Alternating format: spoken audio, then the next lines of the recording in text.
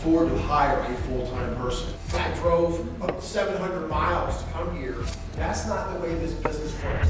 You know, I'm listening to everything you guys are saying, and I agree with everything you guys are saying about integrity and the type of people that you need and all those great things.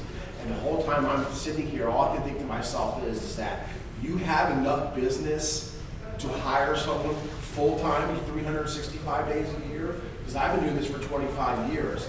I cannot afford to hire a full-time person to do this work for me. I have to hire, part-timers. In the summertime from March, to May to August, I've got college kids lining up to work for me because I pay them $3 a foot.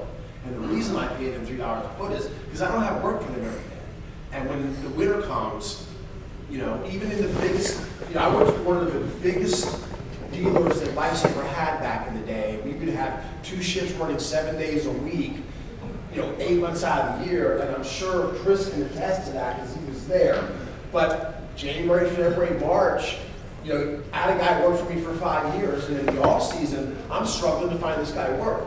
I've got to paint houses, I've got to do things for my friends. So like all these things about hiring practices, how many people here literally have people who work with them full time, year round, that you can hire them and give them benefits and all that stuff? Anybody? So this is. So let's see what the panelists have to say about that. My point is that a lot of these things are great. Yeah. We have a niche product. Totally. And our niche product, it is very, very hard to maintain a full-time employee. Right.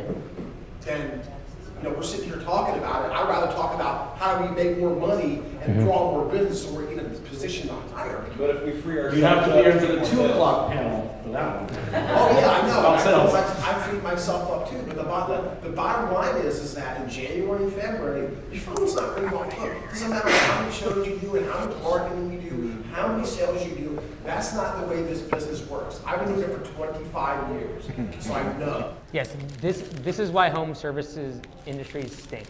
Yeah, and I totally agree with you. But like I came into this business. I walked away from I had a massive career in New York City. I won't get into that. I dropped it all, moved my family to Alabama, slept on a floor for a year, start Lifesaver Birmingham. So I'm not disputing that it's not profitable. This is one of the greatest things I've ever been involved in, and I have absolutely zero regret for doing that. But here I am 9 years in with my own distributor, and I'm not in the position to hire somebody full time. I can't think of anybody else here that could, unless they have this as an add-on service. Yeah, so I'll address this one. So every home service business has this because we have a seasonality problem. And so the last hour and a half of the day, I have 500 slides I'm going to present for this to solve this one problem. And it is the root of every home service industry, because I do landscaping and lawn care primarily. The vast majority of us lose money for 3 to 5 months a year. Lose money.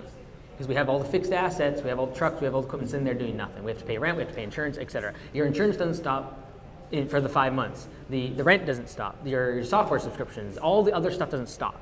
And so that's why home services stinks. So we're going to talk about that 100%, right? I agree. And so we'll talk about that this afternoon. What I would say is this.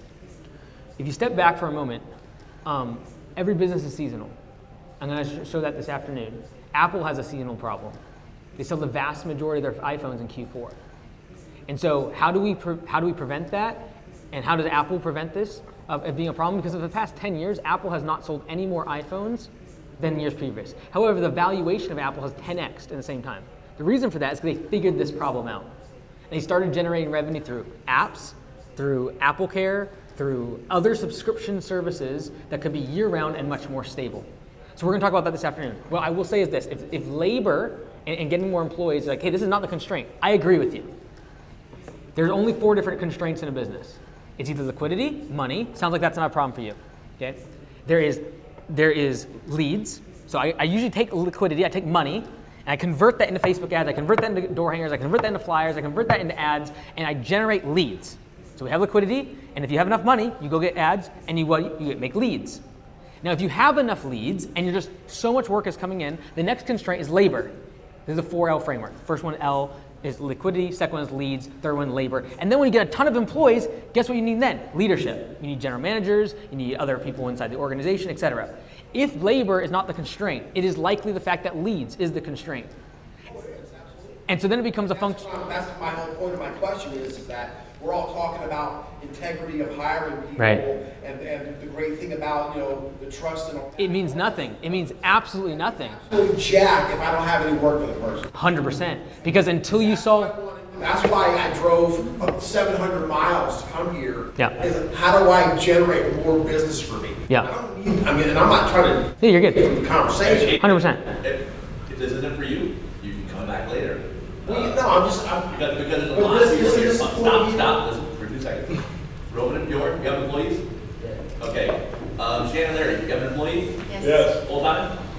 Well, that's why I'm asking. Yeah, Will, you have an employee full time? Perfect. Mark Aldridge, you got an employee full time? Had one. Perfect, all right. Dennis, you got a full time guy? Yeah. Okay, so the statement that no one here has a full time I person? didn't say no here or there. I asked who does. Right. That's, and to say this isn't the forum for it, I totally disagree. That's why we're here to have these conversations. For a lot of people, this is the thing we're gonna talk about. And we have a lot going on about sales and marketing, we're gonna get there, but this right here is about leveling up. Because I think one of the big things that people struggle with is getting, and they talk about it, is you get stuck where you can't get to that next spot. And hiring's hard, and leveling up in the system is hard. But you're right, the sales come first.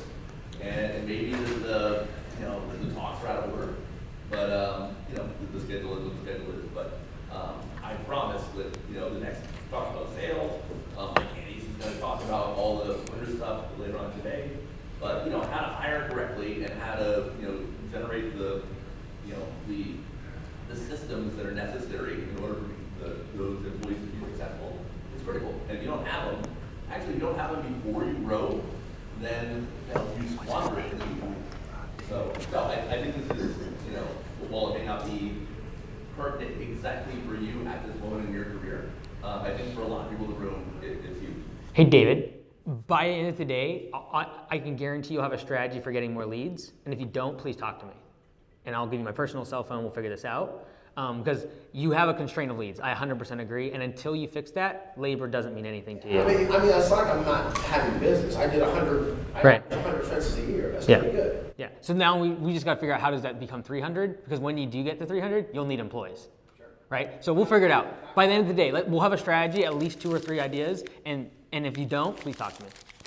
We'll make it happen. Will you finish your 4 L's?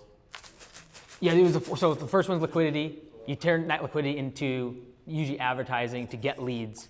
When I have too many leads coming in, I need laborers. When I have a whole bunch of laborers, eventually I need leadership. And that cycle just keeps going. Everyone's like, oh, if I can just grow the business, I'll grow out of it. Well, as soon as I get leadership, guess what happens? Now I have people that are overhead, and I have a liquidity problem. So growing a business is painful because you just consistently keep moving through that cycle of I need more money to get more leads, to then get more laborers, to then get leadership. And now all of a sudden my margins collapse because I have overhead positions. So what do I have? Liquidity problem. And then this is how you grow a business. And that pain only stops when you stop growing the business. I saw your hand go up. Yeah, I just wanted to add one thing, what you're talking about right now was exactly what I brought up 10 minutes ago. My question was, when it gets slow, what do you do with these full-time employees? And then Eric went around the room and said, you got a full-time employee? You got a full-time employee? You got a full-time employee? Is he installing a fence today? Yeah. Tomorrow? Yeah. Monday? Yeah. Tuesday? All the days. Every day. You've got a fence scheduled 7 days a week, 365 days a year. I'm sorry, not 7 days a week during our busy season yet, but not in the slow season. That was my whole point, is that there's David, I got you, bro. I got you. I actually am in your camp over here because I hate off seasons. You're gonna see, I'm in your camp. I'm on your team here. I want leads during the off season, and I want to keep employees busy full time. Oh, I do too. I got employees with kids. Totally. I do whatever I bend over backwards. I used to burn $100,000 in the off season of all my profits for the first 9 months of the year. Just got burnt in 1 quarter, every single year, and that made me mad. And so I get where you're coming from, 100%. I mean, it's not. I'm just frustrated. No, yeah, watch. I'm going to tell this story this evening. It almost killed me. It literally almost died because of this. So please give me till this evening. And then if you could please do me a favor, do a Q&A at 5:30 to 6 o'clock with me right here on the stage once I've talked about this. Because I feel your frustration. I am super mad about this for the whole home service industry. I travel around the country literally this week, talk to 3 companies, all of which are struggling, can't make money, and have these problems. I get freaked out mad about this stuff. I do software, and like, but I get in these boots and I talk in front of you because I care about home service business owners that are having this problem. And so I know there's a fix for this. Trust me. And so please give me till this evening. We'll go through it, and then I want you to actually, I'll have you come up and I want to go over your business, and we'll figure out this problem together, all right? All right, thanks, sir.